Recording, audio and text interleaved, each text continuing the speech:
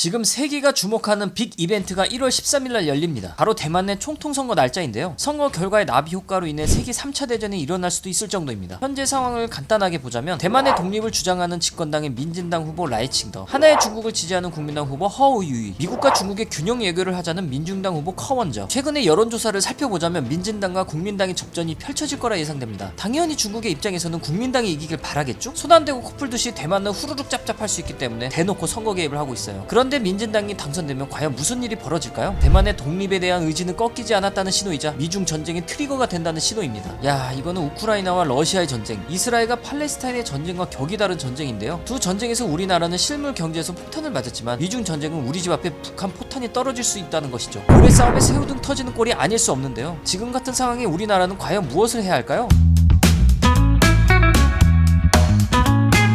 점점 더 세계는 자국 우선주의가 확대됨에 따라 세계 평화에서 점점 냉전의 분위기로 가고 있는 것 같습니다. 이 시기에 시진핑의 3년임은 미국의 세계 패권에 도전하는 신호탄인데요. 사실 예전에 비해 경제가 많이 발전하긴 했지만 미국과 체급이 맞나 싶죠. 1대1 영혼의 맞다이로 뜬다면 당연 미국이 이기겠지만 미국도 만신창이가 될 것이기 때문에 중국과의 전면전은 꽤나 부담입니다. 그러다 핵버튼이라도 누른다면 바로 포스트 아포칼립스. 그렇다면 동맹국들의 참전은 어떨까요? 이런 미국의 불만을 가지고 있는 나라들이 한둘이 아닙니다. 특히 유럽은 우크라이나와 러시아의 전쟁으로 천연가스 수입이 힘들어지는 상황에서 유럽이 미국의 천연가스를 미국 본토보다 무려 4배에 달하는 가격에 수입을 한다거나 IRA 법으로 인해 미국 내에 전기 자동차만 세액공제를 해주는 등 전쟁의 상황을 오히려 장사로 돈을 벌고 있으니 유럽이 뿔이 안 나겠습니까? 이뿐만 아니라 다른 몇몇의 나라들이 중국이 손을 뻗고 있으니 우리가 지금은 알고 있는 동맹국들의 참전의 판도가 변할 수도 있습니다. 중국도 세계전쟁을 대비하여 엄청난 자본력으로 니편 내편 만들고 있으니 결과를 예단할 수는 없습니다. 당연히 전쟁이 안 났으면 좋겠지만 중국은 대만을 무조건 공격 혹은 합병을 할 것이기 때문에 이번 대만 선거가 중요하다는 것입니다. 만약 대만의 독립을 지지하는 민진당의 후보가 총통이 된다면 중국의 두 번째 100년 목표가 조국 통일, 시진핑의 3년임의 당위성은 통일전쟁이기 때문에 이 전쟁은 시간 문제일 것입니다. 그리고 중국에서 지도를 보자면 바다로 나가야 하는데 떡하니 중간에 대만이 길막을 하고 있으니 골치가 아픈 것이죠. 저 대만을 하나의 중국을 만들면 태평양까지 힘을 뻗칠 수 있으니 무조건 쟁취해야 하는 것입니다. 덧붙여 말하자면 저 대만이 중국에게 종속된다면 일본과 한국도 중국의 힘이 미치게 될 것입니다. 자기 앞마당 드나듯이 서해 쪽에서 NNL 침범해서 고기를 잡아대는데 길막 뚫리면 서해는 애교일 정도로 남해로 밀고 들어올 것이죠. 그럼 실제로 전쟁이 난다고 가정을 해봅시다. 이런 시뮬레이션을 돌려주는 워게임이 있는데 충격적이게도 미일 연합군이 상당한 피해를 입는 것으로 나와 있습니다. 하지만 이건 미국의 군대와 중국의 군대가 격돌했을 때 이야기고 미국의 전략은 진보적 가치 전략입니다. 목숨을 걸고 싸우는 동맹이 있으면 군대를 직접 투입하는 것보다 정보와 물자와 무기 지원을 위주로 하는 것입니다. 인명 피해를 최소화하기 위해 미사일이나 드론을 주로 보낸다는 것이죠. 피 흘리지 않고 이기겠다는 것인데 이번 우크라이나에서 진보적 가치 전략을 보여주었죠. 각종 미사일과 머스크의 스타링크 등 최첨단 기술을 제공하였습니다. 하지만 우크라이나와 달리 대만에서는 중국과 다소 거칠게 격돌할 수도 있습니다. 중국 입장에서 양안 전쟁을 목전에 두고 있긴 하지만 미국에 비해 국방력의 차이를 인정하고 무리하게 전쟁을 하지 않을 것입니다. 괜히 애매하게 공격했다가는 시진핑 정권 자체가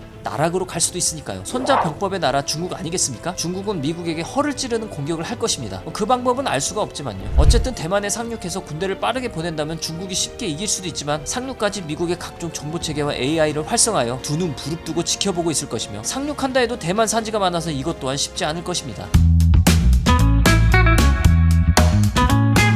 책에서는 중국이 우리나라의 국방력도 무시 못할 수준인 걸 알기에 양안 전쟁과 한국 전쟁을 동시에 일으키거나 한국 전쟁을 먼저 일으켜 대한민국을 붙잡아둘 것이라고 합니다. 게다가 2017년에 사드를 설치해서 한국을 곱게 봐줄 리가 없죠. 북한이라는 기가 막힌 국가가 있는데 한미일 협조를 가만둘 리가요. 그리고 한미일 협조라고는 하지만 일본은 내심 이 전쟁을 즐기고 있죠. 전쟁이 가능한 국가로 변모하고 있으며 가뜩이나 경제도 어려운데 한국 전쟁 한번 터지면 일본 경제도 재팟이거든요. 고기도 먹어본 놈이 한다고 이미 한국 전쟁 때 전쟁 특수 맛 좀 봤으니까요. 그럼 대한민국은 어떤 스탠스를 취해야 할까요? 제일 좋은 방법은 평화통일이지만 허구한 날 포만 싸대니 이건 당장 실현 불가능하고요. 책에서는 무려 얻어맞을 바엔 선빵을 날리자라고 이야기하는데 이거는 개인적으로 좀 반대입니다. 국민들의 지지를 받지 못할 것이 분명하기 때문에 스스로 자멸할 수 있는 지름길 같아요. 재벌집 막내 아들에 나오는 대사가 있죠. 고래 싸움에 새우등 안 터지려면 새우 몸집을 키우라고. 대한민국도 제대로 된 전략을 세우고 준비해야 할 것 같습니다. 새우 몸집 키워봐야죠. 그럼 이만 영상을 마치겠습니다.